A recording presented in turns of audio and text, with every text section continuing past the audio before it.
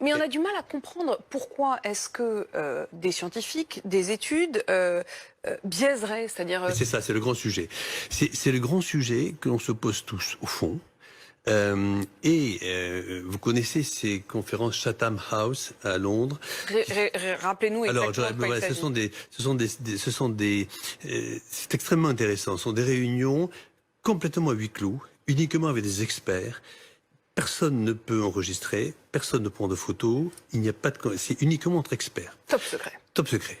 Mais il y a quand même eu une réunion l'autre jour des responsables des revues scientifiques, type Lancet, New England Journal of Medicine. Lancet, qui est donc la revue dans laquelle cette étude dont on parle. Ce sont des revues extraordinaires, ce sont des revues...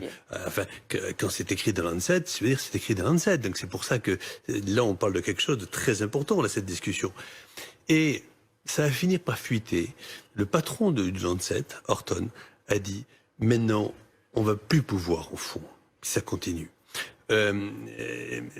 publier des données de recherche clinique parce que les laboratoires pharmaceutiques, aujourd'hui, sont tellement forts financièrement et arrivent à avoir de telles méthodologies pour nous faire accepter des papiers qui, apparemment, méthodologiquement, sont parfaits, mais qui, au fond, font dire ce qu'ils veulent à cela. C'est très, très grave. Mais ce que vous nous dites est très grave. Ça voudrait dire que ce sont les laboratoires pharmaceutiques qui mettent la pression, une pression y compris financière, j'imagine, sur les résultats scientifiques. Mais dans ce domaine-là, vous comprenez qui on peut croire encore aujourd'hui? Non, mais c'est pour ça que je me permets de vous en parler, parce que c'est un des plus grands sujets. Enfin, jamais personne n'aurait pu croire, comme moi j'ai fait de la recherche pendant 20 ans de ma vie, jamais j'aurais cru que le patron du Lancet puisse dire ça, et le patron du New England Journal of Medicine aussi. Ils ont même dit que c'était criminel. Le mot a été employé par eux. C'est-à-dire que, si vous voulez, quand il y a une épidémie comme le Covid,